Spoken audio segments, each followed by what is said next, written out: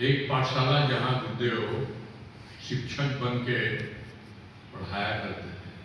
हम सबको पता है कि वो स्कूल में टीचर थे आजीविका के लिए, उपार्जन के लिए। तो उस पाठशाला में भी हम पढ़े हुए हैं। वो क्लास जो अटेंड करते थे स्कूल में, उनका सब्जेक्ट हिंदी हुआ करता था और वो हिंदी सब्जेक्ट में क्लास में इतने हल्के फुल्के और इतने सहज तरीके से वो विषय को समझा दिया करते थे, तो वो समझने वाला ही जानता है। तो वो एक पाठशाला थी, वो एक विद्यालय कहो, पाठशाला कहो, और एक पाठशाला ये है गुरुदेव की। अब इसको भी आप पाठशाला कहो, विद्यालय कहो, अब महाविद्यालय कहो या विश्वविद्यालय कहो, इसका अंत नहीं है ना। जो उसका आलय है तो फिर क्या है, पूरा विश्व ही तो उसका आलय है। तो कहीं भी हम हों, हमारे लिए सीखने को बहुत कुछ है। बात है सीखने की और सिखाने की, क्योंकि चाहिए शिक्षक तो चाहिए सिखाने के लिए। इसको जरा बता दम सिर पे आ गए।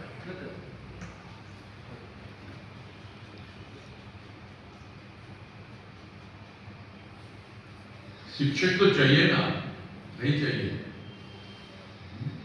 बिना शिक्षक के शिक्षा प्राप्त नहीं होती है।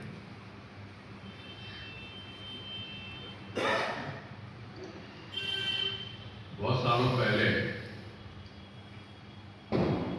आनंद नंबूदी में एक छोटा सा लेख लिखा गया था इस नाचीज के द्वारा, और उसमें 3 अवस्थाओं का वर्णन था।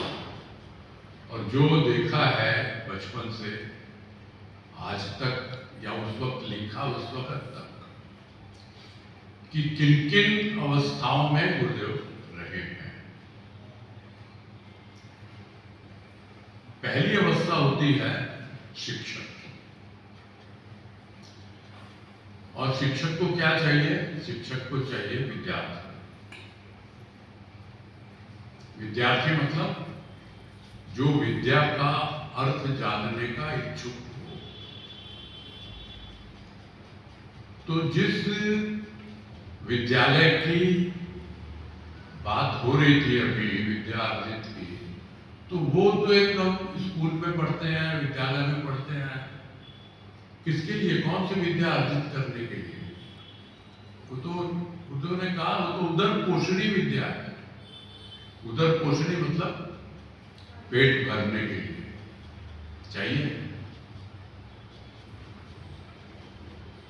लेकिन जब हम समझते हैं कि यह सद्गुरु की पाठशाला है, विद्यालय है या विश्वविद्यालय है, क्या है, महाविद्यालय, कुछ भी बोलो उसको, तो वहां पे शिक्षक हमको क्या सिखाना चाह रहा है? तो सर्वप्रथम तो हमें विद्यार्थी बनना होगा। वो आपको देना चाह रहा है आध्यात्मिक विद्या, और आप उसको ग्रहण करने के लिए प्रस्तुत ही नहीं है। तो क्या करेगी पाठशाला? तो उसका पहला रूप होता है शिक्षक का, और हमारा पहला रूप होता है विद्यार्थी का। फिर दूसरी अवस्था बनती है, वही शिक्षक गुरु हो जाता है।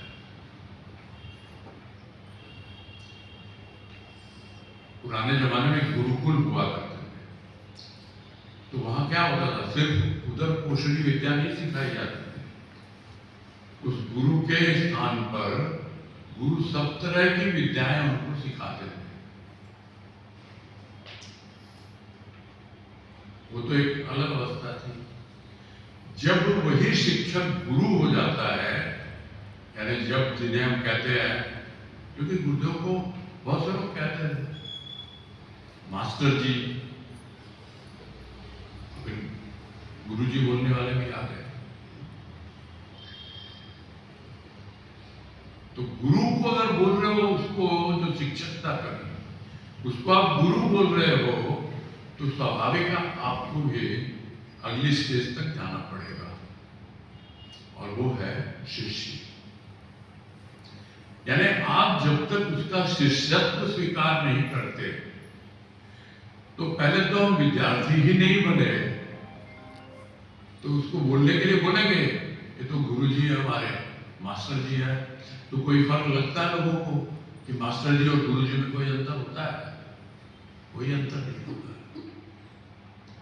क्योंकि उनके लिए तो सब बराबर है।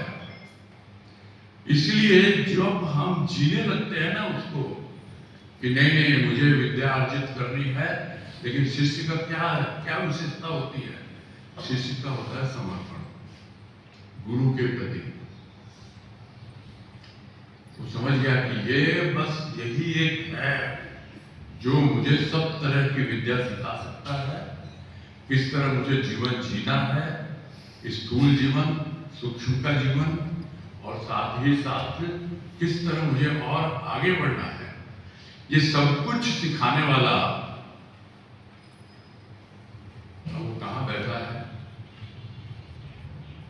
ठीक है, बैठा है, बताता है सबको, अपने अपने ढंग से बताता है। तो हम शिष्य अगर बन जाए तो कहेंगे कि हमारा आधे से ज्यादा रास्ता तय कर लिया हमने। और तीसरी अवस्था होती है, वो अवस्था होती है भगवान। कि वही गुरु आपके लिए भगवान बन गया। अन्यथा हम गुरु को अलग समझते हैं, भगवान को अलग समझते हैं। बहुत से जगह हम सुनते ही हैं कि गुरु क्या करता है। जो कबीर का है तो वह प्रसिद्ध, गुरु गोविंद दो खड़े ताके लागू पाए, बलिहारी गुरुदेव की गोविंद दियो बताए। तो गुरु गोविंद बताता है, लेकिन गुरुदेव ने क्या कहा वाणी में?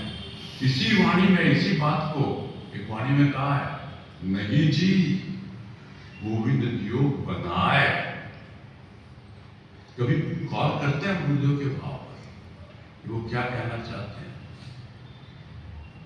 कि तुम मुझे जब तक गुरु मानोगे उससे लाभ उठाओगे, और जिस दिन मुझे भगवान मान लोगे उस दिन तुम्हारा क्या रूप बनेगा? तुम्हारा रूप बनेगा भक्त का। तो उसके जो तीन रूप हैं कि वो शिक्षक है, वो गुरु है, वो भगवान है, उसी तरह हमारे भी तीन रूप हैं, विद्यार्थी है, शिष्य है और भक्त है। अब हम देख लें, सिर्फ नाम की भक्ति कर रहे हैं अपना काम पूरा करने के लिए। ये सब बातें तो आई है ना, आज प्रवचन में आई है, और आज के दिन विशेष के लिए धनतेरस, तो वो प्रवचन तो गुरुदेव ने एक हफ्ते एडवांस में हमको समझा दिया। राम धन, धन होता क्या है, अब उसको तो और समझने की आवश्यकता नहीं है। हमको समझना इतना ही है कि अब हम ये समझें कि वास्तव में प्राण धन है क्या। कहने को तो हम कहते हैं कि सद्गुरु हमारे प्राण धन है,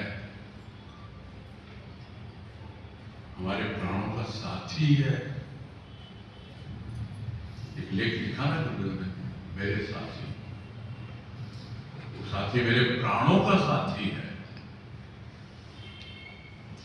समझना बड़ा कठिन हो जाता है कि प्राण धन कौन है और प्राणों का साथी कौन है। तो अगर सद्गुरु मेरे प्राणों का साथी है तो किस रूप में वो हमेशा साथ रहता है? जिस दिन ये अनुभव सद्गुरु की कृपा से आ जाए, जो आज के प्रवचन में भी अंत में कहा गुरुदेव ने कि वो हमेशा तुम्हारे साथ साथ चलता है, हमेशा तुम्हारा मार्गदर्शन करता है, तो किस रूप से वो तुम्हारे साथ है? प्राणों का साथ।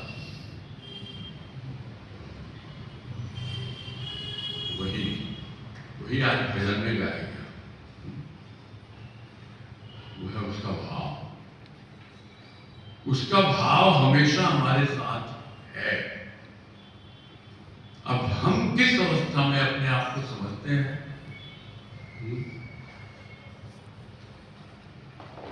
वही निर्भर करता है। कान से बात शुरू हुई, फिर कहाँ जाएगी? भीतर जाएगी। ये पूरी जो यात्रा है भाव की, ये कान से शुरू होती है और प्राण तक जाती है। लेकिन बहुत से पैसेज बीच में है, वो भी बताया आज गुरुदेव ने। मन भाग रहा है इधर उधर, बुद्धि भ्रमित हो रही है, चित्त चंचल है, और अहंकार की तो बात ही कह रहे मत करो तुम। तो इतनी जगहों को क्रॉस करके, पेनेट्रेट करके जब पहुंचेगा ना भाव, तब आएगी प्राणों की अवस्था। काफी सालों पहले, काफी साल तो नहीं हुए, 2-3 साल हुए, मेरे मन में चल रहा था, अभी व्यक्त हुआ 2-3 साल पहले, कि ये प्राण प्राण बहुत बातें होती हैं, ये प्राण है कहाँ, क्या है?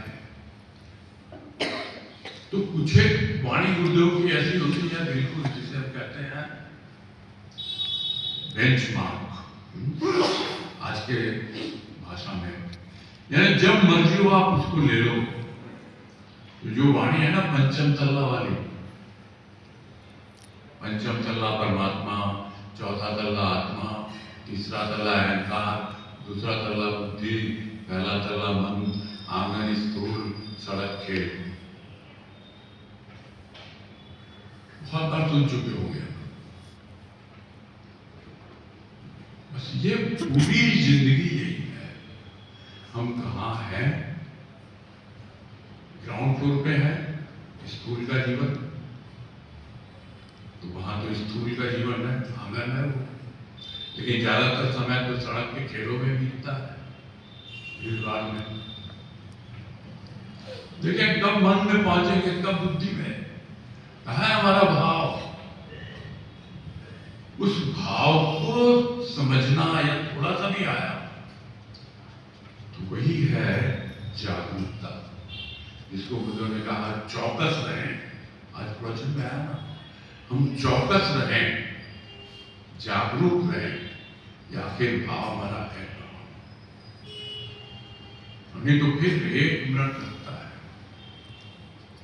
पानी का उदाहरण भी आया, पानी क्यों पहुंच जाता है? वो तो दूसरे संदर्भ में आता है। पानी का काम ही है नीचे की ओर बहना। वैसे जल की तरह होता है भाव एकदम, उसका तो स्वभाव ही है वापस फिर से आ जाएगा। वो तो वही दुनियादारी में, सड़क पे, तुम्हारे स्कूल में, इसलिए जगह बनानी पड़ती है, अलग से कुंड बनाना पड़ता है, मन के ही 2 हिस्से करने पड़ते हैं, और उसको गुरुदेव समझाते हैं, एक है बाधक मन और एक है साधक मन। उसमें भाव को इकट्ठा करते हैं। बाधक मन तो हमेशा नीचे भगाएगा ही, हमारे भाव को नीचे गिराएगा। तो इस तरह एक एक करके आगे बढ़ते हैं, तो बहुत बड़ी कृपा होती है कि अहंकार के भी 2 रूप होते हैं, एक शुद्ध है, एक अशुद्ध है, एक झूठी मैं है, एक सच्ची मैं है। तो इस तरह से जब हम अनुभव करने लगते हैं, तब हम जानना चाहते हैं कि आखिर आत्मा तक कैसे पहुंचे। थोड़ा वो जो भी मिला ना भाव, जो हमें शुद्ध अहंकार का परिचय दे रहा है वो कम से कम हमें ले जाए, वहां आते हैं प्राण। तो अलग अलग फ्लोर है, रेजोनेंट फ्लोर है, ये सब बातें तो मैंने कहा 2-3 साल से हो रही है। मन के बाद में कौन आएगा? बुद्धि आएगा। लेकिन दोनों के बीच में हृदय चाहिए ना, तो हृदय रेजोनेंट फ्लोर हो गया। बुद्धि के बाद अहंकार आएगा, तो चित्त की तो बात ही नहीं करी उन्होंने, हृदय की तो बात ही नहीं करी, तो हृदय बीच में आ गया, 1.5 डेढ़ तल्ला। चित्त कहाँ आ गया? 2.5 तल्ला। तीसरे तल्ले पे अहंकार आ गया, तो कहाँ है प्राण? 3.5 तल्ला। तो ये 3.5 हाथ का शरीर है ना, जो गुरुदेव हमेशा बोलते हैं, उसमें जो 3.5 तल्ला है, वहां पहुंचना है भाव को। ये हमारा टारगेट है, ये हमारा उद्देश्य है, लक्ष्य है कि भावों का प्राणों में बसना है। कृपा तेरे ही भावों में जीना है। कृपा उसी की है, सब कुछ उसी का है। ठीक है, ये आखिरी पंक्ति और बता दिया है इसी भजन की जो आखिरी पंक्ति थी, स्व में स्थित हो, स्वस्थ रहना है चित्त।